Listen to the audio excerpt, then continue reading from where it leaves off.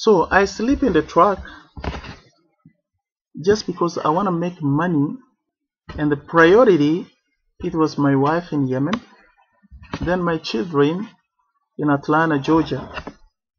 And I could not make it if I had to pay an apartment.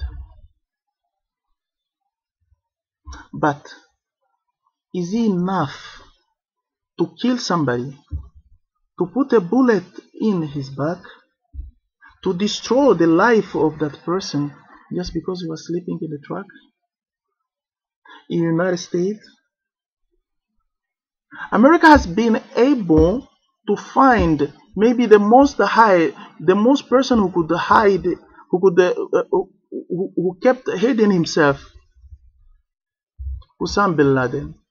Then America cannot find my sources, whatever I don't like to say out, whatever I don't like to speak. The Secret Service is inside the United States. If they work with CIA, they couldn't find who I am. Is it my job to take a microphone and tell everybody who I am? Is it enough to kill somebody? Is it enough?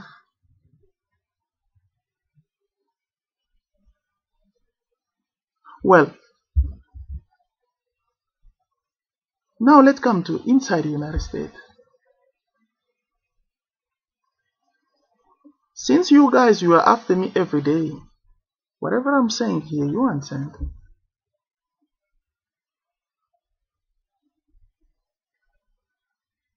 I came to the United States as a refugee, being resettled, as many Africans in the United States came as refugees. I find my wife and my children. The emails will prove that.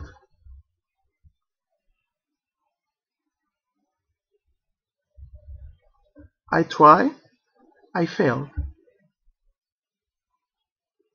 In Atlanta, there is no job.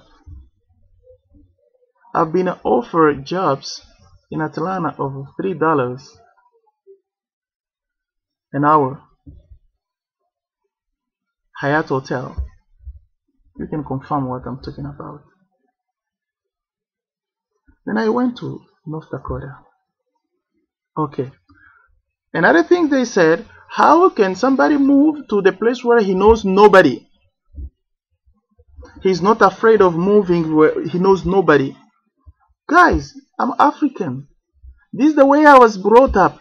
To all those countries I've mentioned to you, Congo, Cabinda, Angola, Namibia, South Africa, Zambia, Tanzania, Kenya, Ethiopia, Sudan, Chad, Djibouti, Yemen. I didn't go to somebody. I've never gone to somebody. When I decide to travel, I pack, I go. If I could do that in Africa, where it's very dangerous, do you think I would hesitate to do it in America? I trust the security of America. I trust that whenever I need help, I can get help. Previously, I wanted to go to Alaska, but when I went online, find that North Dakota is better than South Dakota. Than Alaska. Then I decided to go to North Dakota, and of course, I found a lot of jobs there. So, even if I travel a lot in the United States without going to somebody who has gone to school,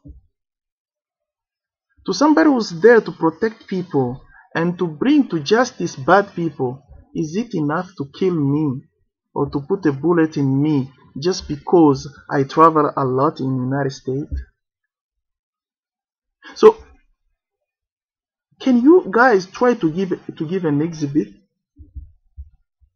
Give something which you'll take it to court, to a judge who is a KKK. He doesn't like blacks at all. But bring something like this. He travels a lot. We don't know his past. He doesn't look like Sudanese. Is it enough to kill me? He is a Muslim. Is he enough to kill me?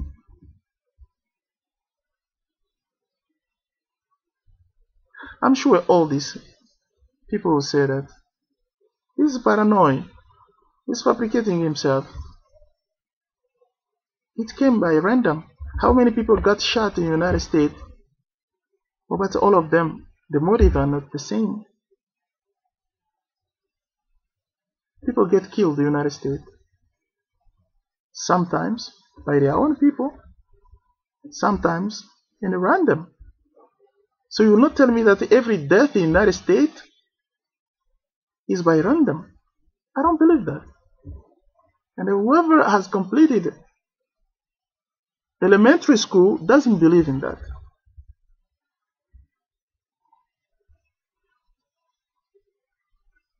Doesn't believe in that.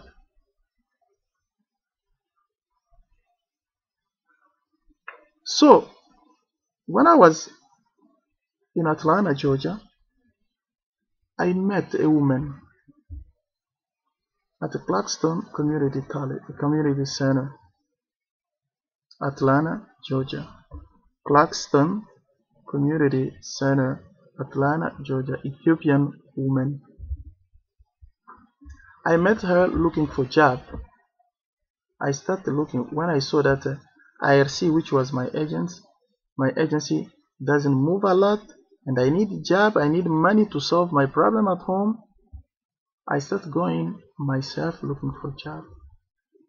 I've never seen a woman who welcomed me so warmly like that woman. She gave me gift. She gave me this. She gave me this until it reached a point that I said, maybe this woman wants sex with me. She offered me everything. I'll take you to the supermarket. I'll do this. I'll take you home. But I've seen that she's looking at me at the corner of her eyes. So, okay, some people they act like that. I know I'm doing nothing bad, so I have nothing to worry. When she took me home, she saw my children. All of them, they covered their head. She told me, not only that they, many times, many times, that you should let the children with the head uncovered, and you should let them choose themselves their religion. She repeated this many times, and not only telling me, ordering me to do that. She proposed to put me in touch with some Somalis who have become Christians. The point came, the woman got hurt because she thought that I don't respect her. Of course I didn't respect her,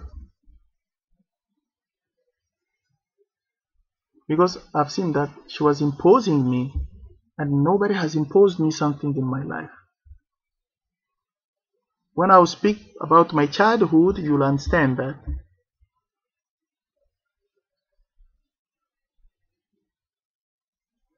She wanted to change my mind and the mind of my children.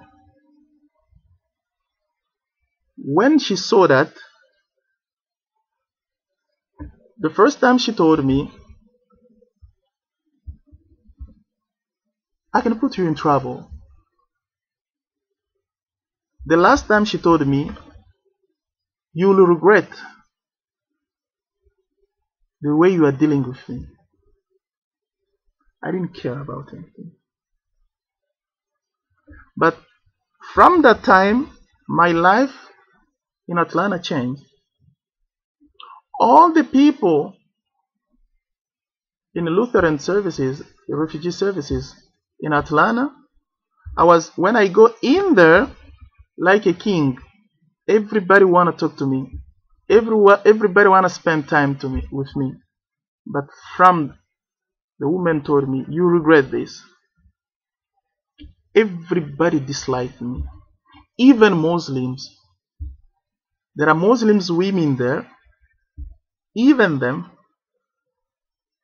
we were having a very, very good relationship, especially the women. Muslims women in Lutheran Refugee Services in Atlanta, Georgia. Whereas Quran said very clearly, Ya ayyuhan nabi, in ja'akum fasiqu binabayi fatabayyanu. If somebody brings you an information, try to make sure that it is right. At Clarkston Community Center, it's the place where I had my first job. But it wasn't paying very well. But from that time, the woman told me that nobody gave me job again. And I qualified to many jobs, but all of them refused. IRC refused to help me.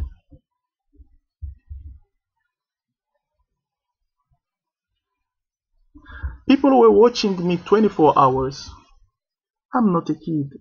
I'm not fabricating what I'm saying here. If people are watching you, you know that they are watching you. When I lived in Midtown, once, when I want to go to where I live, I passed by a dumping place of a building, and I saw a very nice microwave. Then I went closer to see if I can take it. A black man erupted from nowhere with a gun. I'm telling you what I'm saying. What do you want to put here? What have you put here? Thanks God, I wasn't afraid. I just looked at him. He checked everywhere. He was sure I put a bomb inside there. Because he took his gun in the hand. He took time to check with his gun in the hand. At the end, he told me, "Oh, I'm just checking. I'm just checking."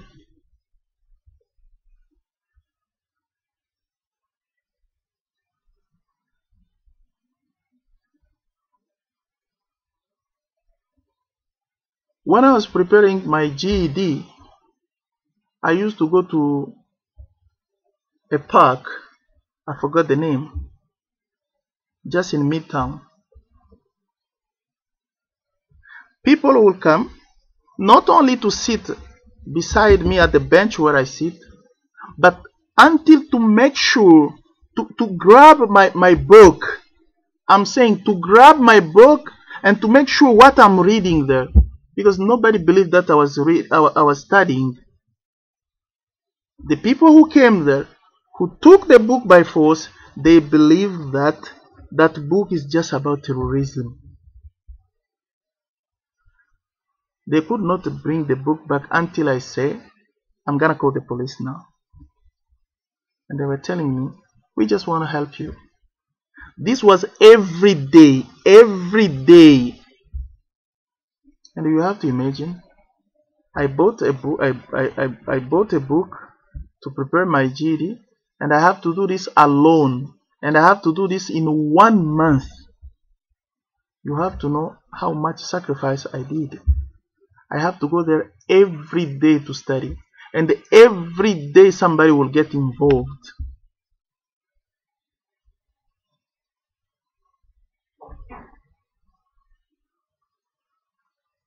These things are not dreams. I've got many cases. When I went to Green Bay, Wisconsin,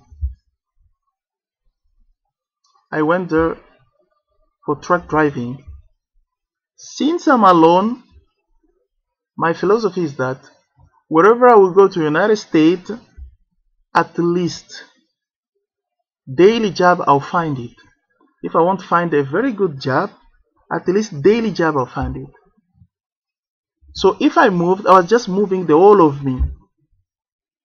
The shelter where I reached, it was the best shelter I've never seen. I was informed very, very well that I'm not gonna cook, I'm not gonna do anything. Everything is served.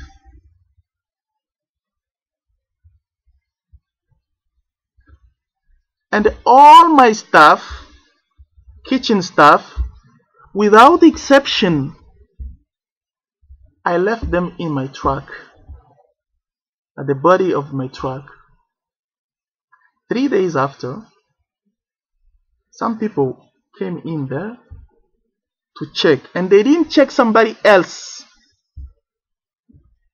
stuff, they checked only mine. And they brought a small knife. Whoever has worked for Walmart, you know that yellow small knife which we use to unbox. 2 small knives like that. They say they find it in my suitcase. It was a lie. Everything was in my truck. These people put these things in my suitcase because their aim, even now I got shot just because they don't want me to be where there are many people. According to them, I'm just looking at a chance to be where there are many people so that I explode the bomb, so that I do something bad. The reason of shutting me now, because I've registered at Normandy Community College. A bad person, a Muslim, registered there to go to that school. We cannot watch him every day, so he will do. I will prove you how I knew that this is what I'm saying, it is true. The Southern Sudanese girl who works in the Lutheran refugee services, refugee and immigration services, her last conversation with me on phone made everything clear. If I'm telling lies, there is a way to find that phone conversation, and everybody will hear what is going on there. They put these 2 small knives inside her, and they told me, Magda, you have to leave this right now. I told you didn't tell me that I'm not allowed to have such a thing in my suitcase. First, I told them I didn't put that there. Somebody did it so that I get kicked out of here. Can you imagine an organization which is there to protect people? They are able to put something bad in the bag of somebody so that his reputation gets spoiled? Is this human? Even in Africa, even in the jungle in Africa, some people don't do this. Some people don't do this.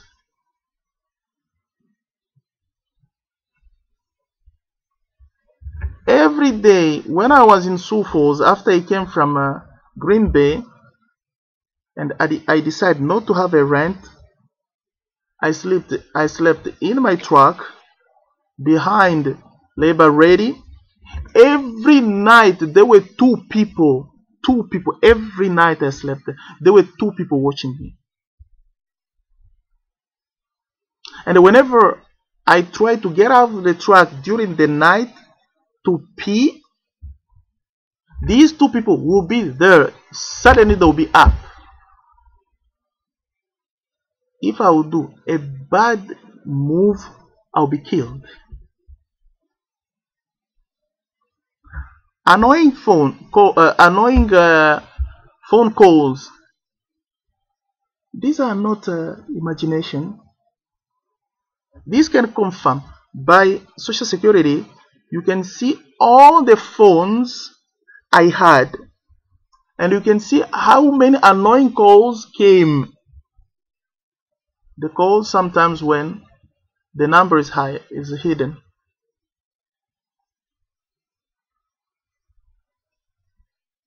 To open my letters, all my letters which passed through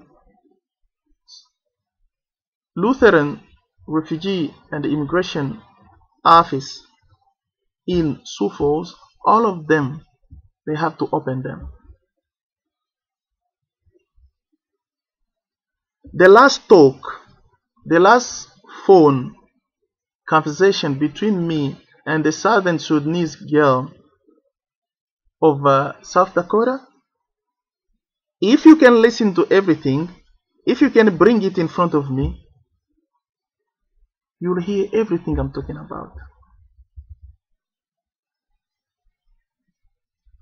People were showing me guns in South Dakota. People will come in on the glass of my truck showing me gun in South Dakota, and when I arrived here in Minneapolis, all what I'm doing me for them, no, I'm playing games. I just want to kill Americans.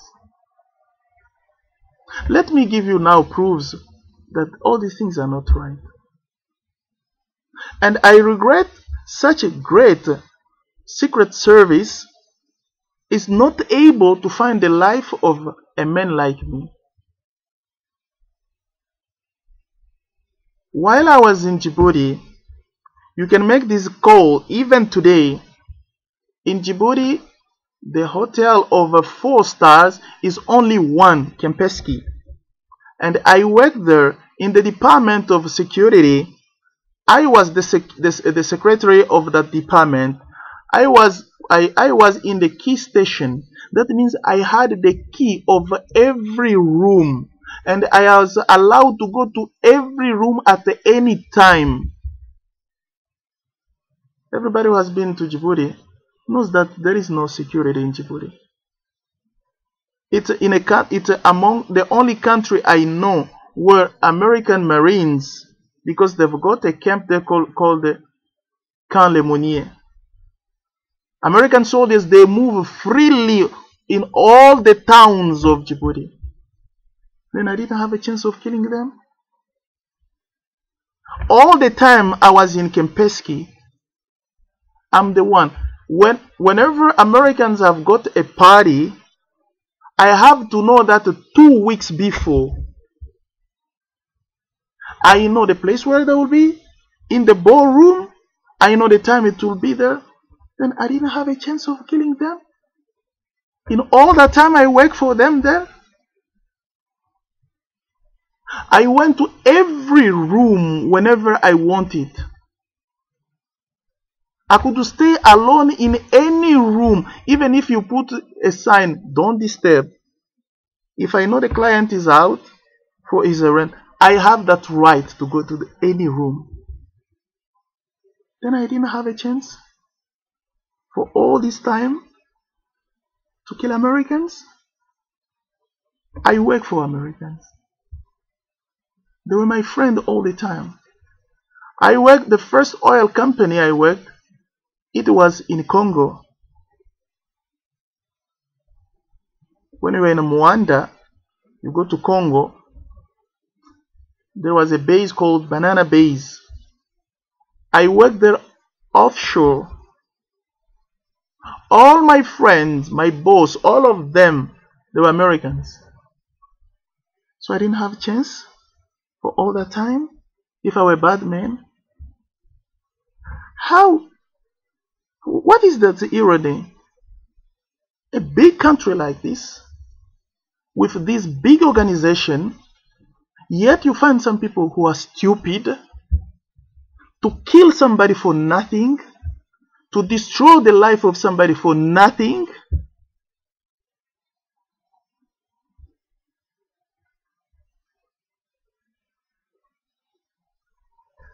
When I work in the Kempinski, Department of Security, secretary, and the key control, key station of the whole hotel. My first boss got transferred. He moved to Abu Dhabi. My second boss was a Djiboutian. He didn't go to school. I repeat it. He didn't go to school, that man. I believe, apart from signing his name and writing his name, he didn't know anything. At that time, I was the really boss of Department of Security. I could stay in his office as long as I like. I could go. I could just say that he wants me to check what room. I would go there. Then for all this time, I didn't find a chance. To confirm what I'm saying, anybody can make a call in Djibouti, Kempinski, and ask if somebody called Magdad was here. Okay, I think the bad people, if you don't find a chance of killing Americans, you'll kill other white men. But the French people were there. Sometimes the French people will have a party in Kempinski in a way that something like 500 cars will be there. The whole Kempinski will be full of cars until they have a small camp beside the Kempinski. They will go and put the whole area will have cars. And I was informed about any ceremony, any event in Kempinski the least 2 weeks before, sometimes the whole month before this happened. So I didn't have a chance of killing the Frenchmen. So why some people are stupid like this?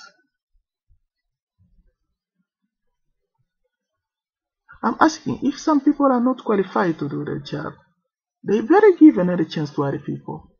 Instead of killing people like this. You have destroyed my life.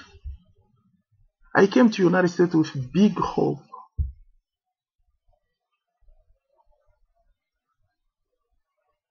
In Yemen, people say the same. They don't know my origin. I don't look like Sudanese. But thanks God, they didn't put a bullet in me. The country which I love the most, the country which I came to achieve my dreams as everybody, and I was sure I will achieve my dreams. But you destroy my life for nothing. I've requested interview, and I will keep this video because I want everybody to know what is happening. And I hope in the future, I will have, in the near future, tomorrow after tomorrow or next week, I will have a way to make a better video. I want sometimes somebody to challenge me on any station, to ask questions which you doubt on me.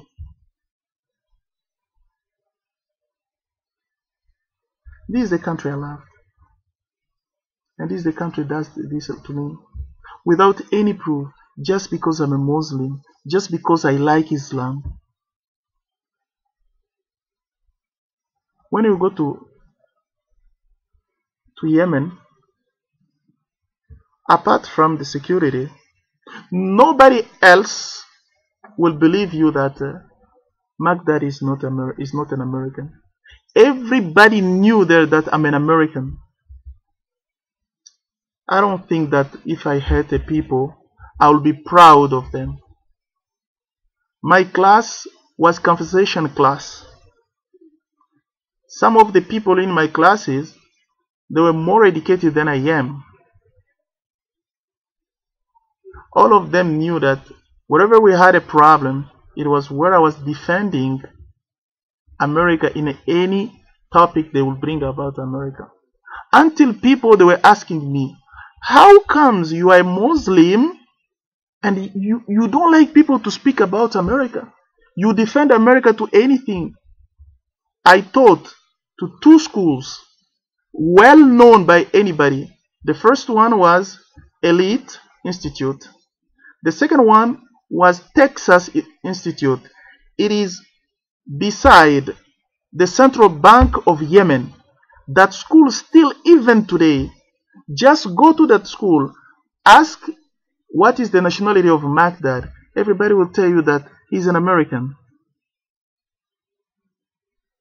After all this time I taught to those two schools, and in other many places, but these are the main ones I taught. It happens one day while I was teaching, I said,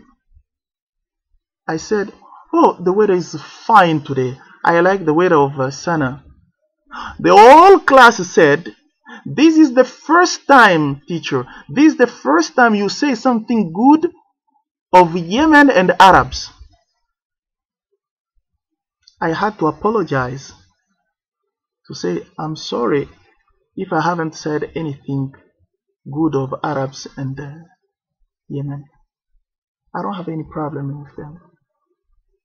Everywhere there, everybody will tell you that Magdad is an American. Check my emails, my first Yahoo account. Before I had Nooni Father, I had Noon Father. You will find there Yahoo keeps all those things. They don't destroy them forever. They have them. All the people I met in Yemen, most of them were saying that we didn't know that you have gone back to your country. We thought you are still in Yemen. We didn't know that you have gone back to your country. We thought you are still in Yemen. So I don't think that if you are enemy of a country, you'll be proud of them. It doesn't make sense. I've never done this to any human beings in this world. I just love my religion. I just love Islam. And I don't believe every Muslim is a bad man. Every Muslim hates the United States. I don't believe in that. I don't hate white men. But the fact is that those who slave the black people are white men. Some of the things, you have to agree on this. To say that means you hate white men. To say that there was a time slavery in the United States, it means you hate white men. To say that black people are still, in many cases, in slavery situation, it means you hate white people. Let me give you another example. Since I got paralyzed, I don't know anymore at what time I poop. It happens one day, I had poop all my body. Chair, bed, and all of me. This job is the job of RA, or nurse assistant. But there was that day a white nurse here. I said, please call her RA. She said, I'll do this myself. She cleaned me in a way that nobody I know in this world has done this to me. When she left, I was crying. I was crying. It wasn't because of the job. It wasn't her job. I've seen people, I've seen nurses running away when I have a poop on my body. But this white woman cleaned me in a way that nobody has done it since I'm here. She was white. And you think I'm prepared to kill her? With all this love they are showing it to me here. I was at NAP rehab of HCMC. All the people around me were white. And I've never been given a service like that one. It's not because of their job. There was love there. And in return, I'm just trying to kill them. Why have you decided to destroy my life? This is my question. Will you give me proofs that you put a bullet in me? Cut all my expectation I put in this country. Are you gonna take care of my children? Are you gonna take care of them? Tomorrow they will hear that I was born out of marriage. Tomorrow they will hear that I don't know exactly who's my father. Tomorrow they will know that I don't know who is exactly my mom.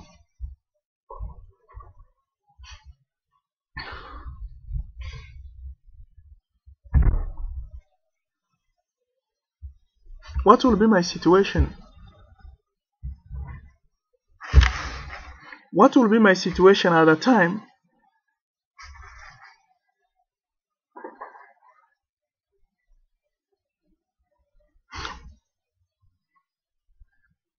To make things for you guys to check it easily, every country. I have a lot to say about Sudan. I have a lot to say about Kenya, but I changed my life. I was born Muslim. Everybody told me that the first thing when I was born, wherever I was born,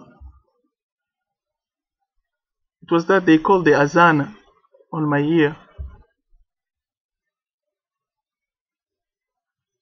But I didn't grow with Muslims. In Congo, Islam is a shame religion. It's a shameful religion. But I was reading Quran and learning Quran in hiding. The man, I don't believe that he is my father.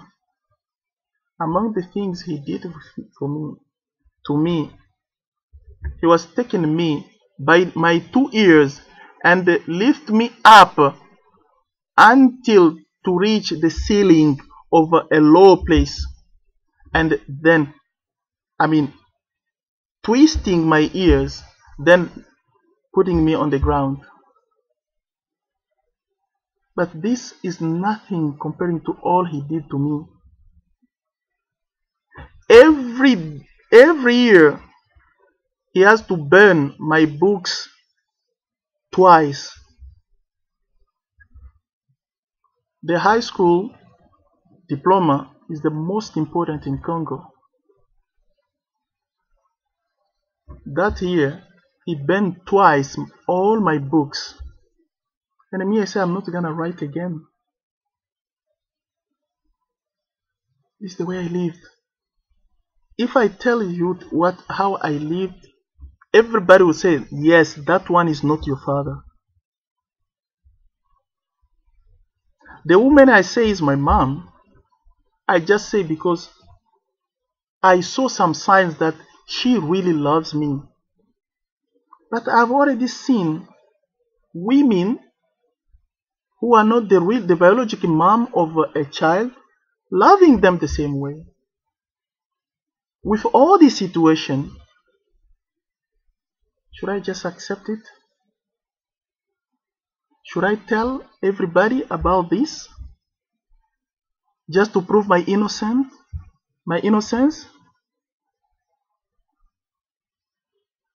If this video goes to any social media, there will be somebody like Linda Tripp who will say, hey, you daughters of Magdad, come and see what your father said here. So now, what are you gonna tell my children? Are they Sudanese? Are they Liberian? Are they Congolese? Myself, I don't know. Is it a pride? If it is a pride in America, it's not a pride in Islam. It's not a pride in Islam. How many people hide their past here in the United States? I have to be a bad man just because I hide my past?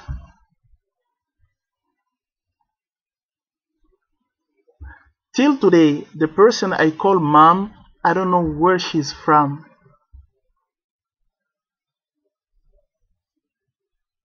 Another story I heard is that She ran away. She escaped with me in Liberia when she went back to Congo.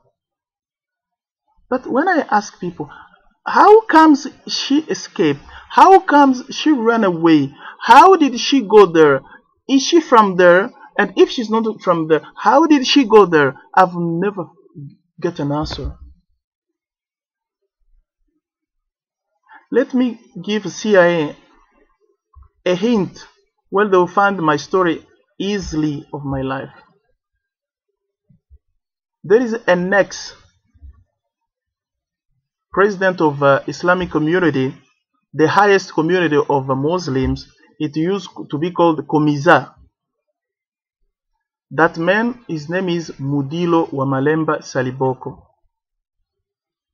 He has got 2 wives. The second of his wife are supposed to call her aunt. If really I'm from that country.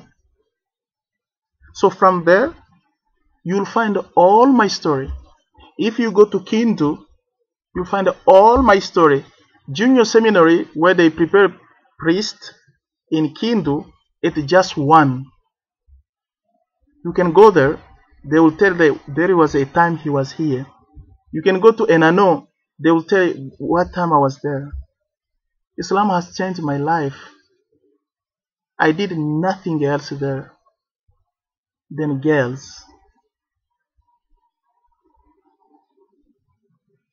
But I'm very grateful to what Christianity has done to me. What is the point of killing people, my dear? Bring at least one. Every day I ask only one. But every day you pretend. Last Tuesday, if I wasn't careful, it would be my last day. But nobody will accept that. The same day, the same way, before I get a bullet in my back, in my spinal cord, nobody accept that I was in danger. Whenever I said it, people said, paranoid. He's paranoid. A bullet in my back is paranoid. To put knives in my suitcase in Green Bay, it's paranoid. To threaten me with guns, it's paranoid. To harass me on the phone, it's paranoid. All these conversations where they were accusing me, it's paranoid, even though they can be confirmed. All my mails which were open to try to see something inside, all my mails which got lost, the bank said, yes, we send you a mail, what day, and it gets lost. We sent you this, it gets lost. All this is paranoia. What have I done bad in this country? What have I done bad in this country? I love Islam. I'm trying to find my chance to have an interview with as many media as possible.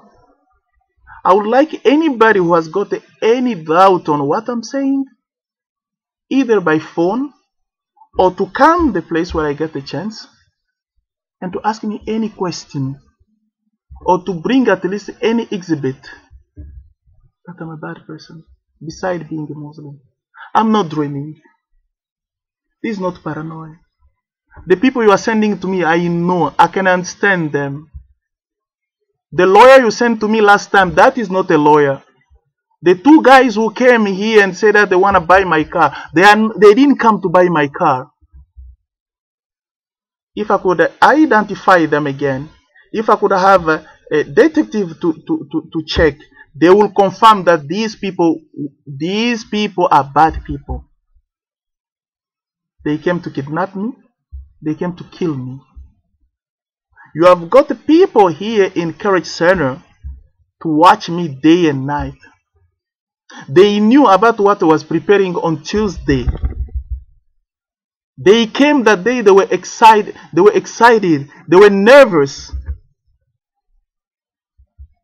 And when I confronted them, they were not even able to look at me. If I have to die because of Islam, I'm ready. Muslims in America and in the world, I don't know if what I'm doing right now is a good thing to do, because it looks like accusing the creator to the creatures. God wants me to be in this. I'm not gonna take a lot of time with you. Pray for me. It's almost near, but it is at the last moment where it's very hard. The same, I've been put a bullet in my back, and people try to make it as any random. The same, they are planning something else. I knew it by istikhara. I knew it by the people, the way they are acting with me. I knew it by some calls. But being me, for other people, there is a last day. The problem is not to die. Abraham Lincoln died. John Kennedy died. Martin Luther King died. Malcolm X died. And many others. But the problem here, for what you Muslims know, is that how do you die? How do you die? And this is what I was. This is only what I'm asking from you guys. Dua. Ad-dua. Ad-dua silah al-mumin. I believe in that. Rasulullah sallallahu alaihi wasallam asdak al-masduq. Alladhi la yantuku anil hawa in huwa illa wahyuha. He said, ad-dua silah al-mumin. Pray for me. I pray every day. I say, Allahumma akhtimni bis salam. Allahumma akhtimni bis salam. But when it comes, sometimes there is fear. Help me in this. I'm ready to bear. I'm ready to take all the consequences of being Muslim. I'm ready for that. But when it comes, I don't know how I will die. Are you gonna help me with that? Dua. I've got 3 children, 3 daughters, who very soon they may get lost. Their mom told me one day,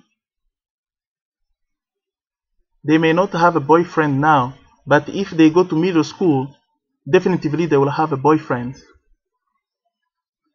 A Muslim woman, confirming that her daughters, being in a middle school, they will have a boyfriend.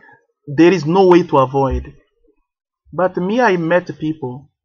I met young girls from Pennsylvania who told me that I don't believe in sex before marriage. And they had no reason of hiring me, that cheating me or telling me lies. There are many. They make at least 2% in the United States women in a more than 18, and they're still virgin. But their mom said that every girl in a middle school has a boyfriend. I cannot rely on her. I will rely on Allah. Then you Muslims, you dua. I don't ask you money. I ask you dua. Pray for me every day. Pray for my children every day. I've failed. What do you want me to do again on the chair? What do you want me to do? I'll do nothing for them. I will do again nothing for my wife who is in Yemen. I will do nothing for my people who is in Congo, who is in Sudan, who is in Tanzania. And I will be lucky to stay 1 year again. Last Tuesday, it was my last day. But Allah has planned something else. Pray for me, Muslims. Pray for me.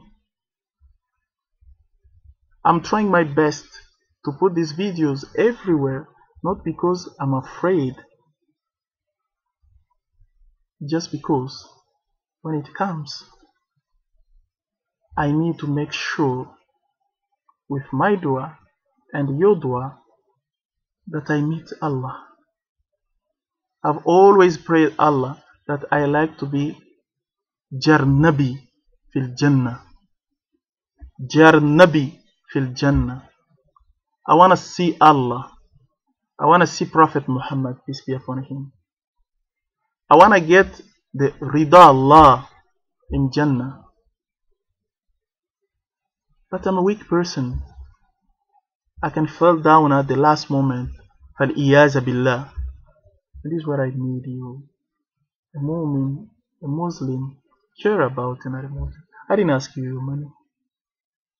I've got a wife in Yemen who relies on Allah, and after Allah, me. I'm the one who has to send money for rent, for house, for food. Her family are in trouble with her just because she married me, just because she doesn't like to go back. What am I gonna do? I don't work, I'm here.